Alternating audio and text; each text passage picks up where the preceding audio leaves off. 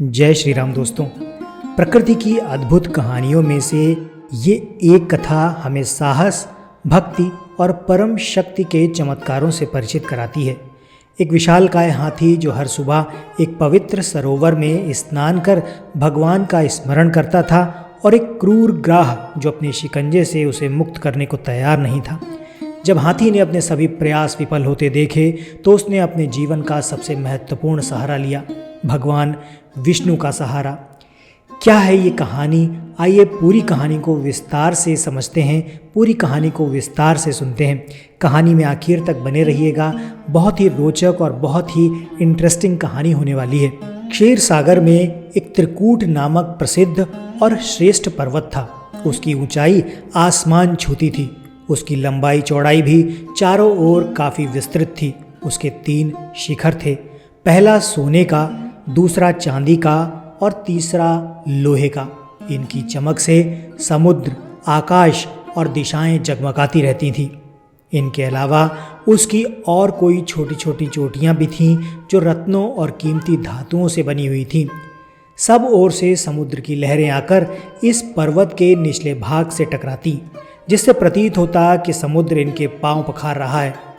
पर्वत की तलहटी में तरह तरह के जंगली जानवर बसेरा बनाए हुए थे। इसके ऊपर बहुत सी नदियां और सरोवर भी थे। इस पर्वतराज त्रिकूट की तराई में एक तपस्वी महात्मा रहते थे जिनका नाम वरुण था। महात्मा वरुण ने एक अत्यंत सुंदर उद्यान में अपनी कुटी बनाई थी।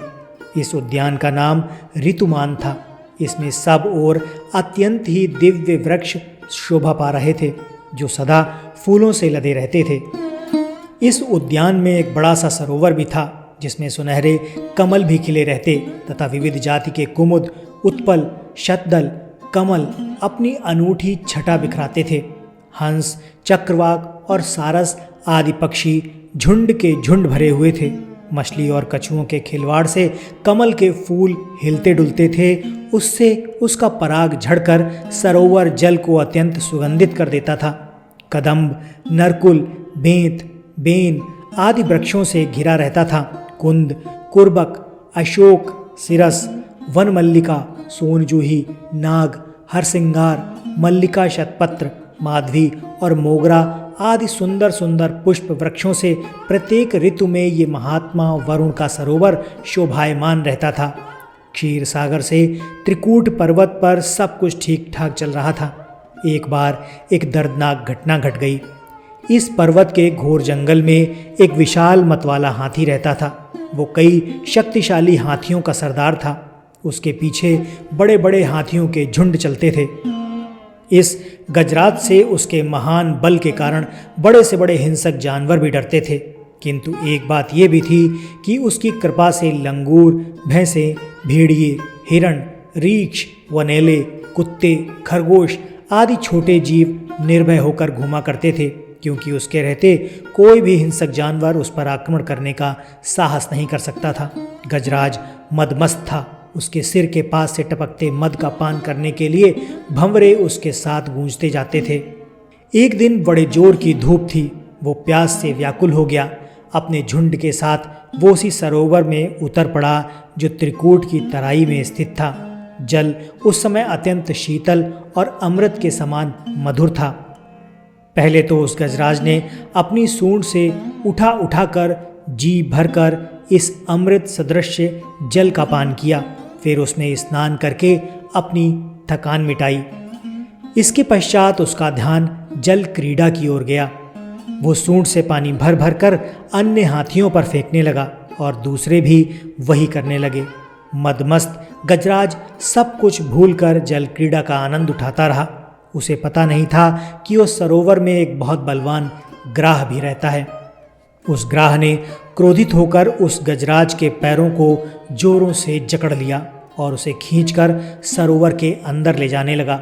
उसके पैने दांतों के गड़ने से गजराज के पैर से रक्त का प्रवाह निकल पड़ा, जिससे वहाँ का पानी लाल हो गया।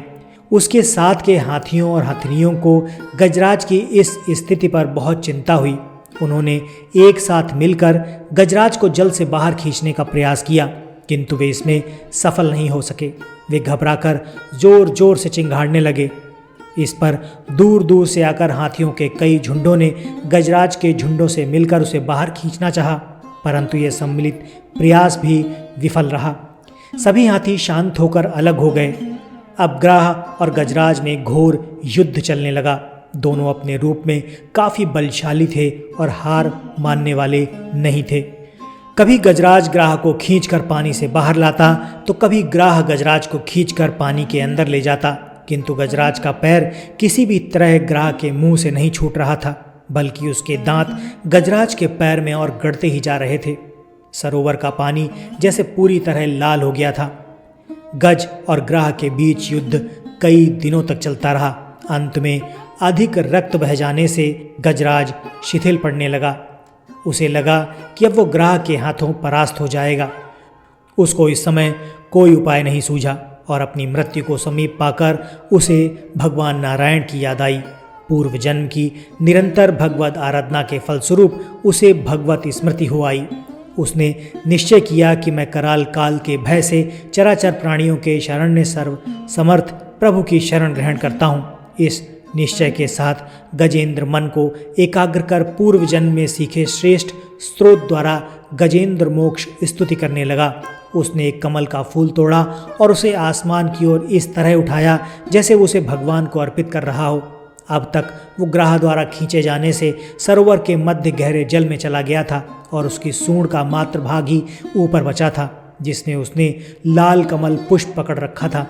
उसने अपनी शक्ति को पूरी तरह से भूलकर और अपने को पूरी तरह असहाय घोषित कर नारायण को पुकारा। भगवान समझ गए कि इसे अपनी शक्ति का जो मद था वो अब जाता रहा है और वो पूरी तरह मेरी शरणागत हो गया है। जब नारायण ने देखा कि मेरे अतिरिक्त ये किसी को अपना पक्षक नहीं मानता, तो नारायण के ना के उच्चारण के साथ ही वो गरुड़ पर सवार होकर चक्र धारण किए हुए सरोवर के किनारे पहुंच गए। उन्होंने देखा कि गजेंद्र डूबने ही वाला है। वो शीघ्रता से गरुड़ से कूद पड़े। इस समय तक बहुत से देवी देवता भी भगवान के आगमन को समझकर वहां उपस्थित हो गए थे। सभी के देखते ही देखते भगवान ने गजराज और गजेंद्र को एक साथ एक क्षण में सरोवर से खींचकर बाहर निकाला। देवताओं ने आश्चर्य से देखा। उन्होंने सुदर्शन से इस तरह ग्राह का मुंह फाड़ दिया कि गजराज के पैर को कोई क्षति तक नहीं पहुंच सकी। ग्राह देखते देखते तड़प कर मर गया। भगवान की कृपा दृष्टि से गजराज पहले की तरह स्वस्थ हो गया। ब्रह्मादि देवगण श्री हरि की प्रशंसा करते हुए उनके ऊपर स्वर्गिक सुमनों की वृष्टि करने लगे। सिद्ध और ऋषि महर्षि पर ब्रह्म भगवान विष्णु का गुणगान करने लगे।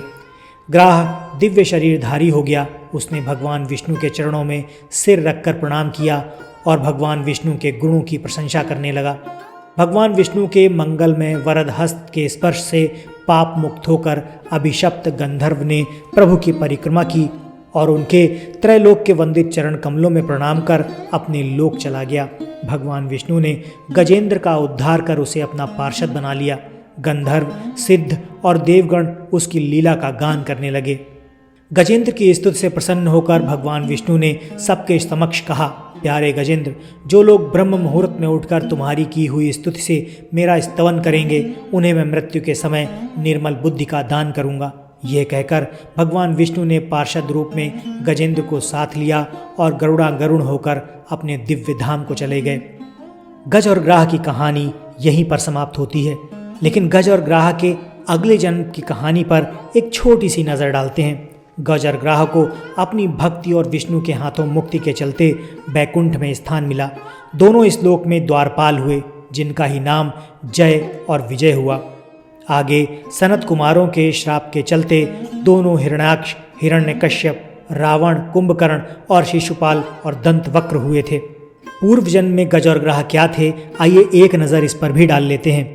ऋषि कपिल का नाम तो सबने सुन ही रखा है, जिनके वंशज ऋषभ देव से जैन धर्म का प्रादुर्भाव हुआ।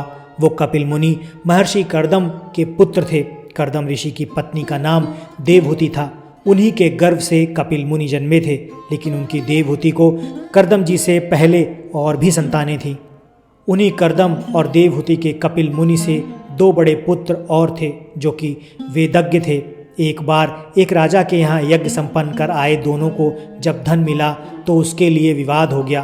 तब दोनों ने एक दूसरे को ग्राह और गज होने का श्राप दे दिया। दोनों विष्णु भक्त थे और दोनों की बातें सच साबित हुईं। लेकिन मौत से पहले उन्होंने तपस्या करके विष्णु जी को प्रसन्न कर लिया और वरदान में मुक्ति मांग ली, और इसीलिए अगले जन्म में उन्हें पूर्व जन्म का स्मरण था और दोनों ने ही भगवान विष्णु के हाथों मुक्ति पाई और गज और ग्राह भगवान के प्रमुख पार्षद बनकर द्वारपाल बन गए। दोस्तों, यही थी गज और ग्राह की कहानी, भगवान विष्णु के प्रति उनके समर्पण और उनकी भक्ति की कहानी। ये कहानी आपको कैसी लगी कमेंट करके ज़रूर बताइए। वीडियो पसंद आया है तो इसे लाइक करके चैनल को सब्सक्राइब कर दीजिएगा। हम मिलते हैं आपसे अपने अगले वीडियो में ऐसी ही किसी रोचक कहानी या फिर लोक कथा के साथ। वीडियो देखने के लिए आपका बहुत बहुत धन्यवाद।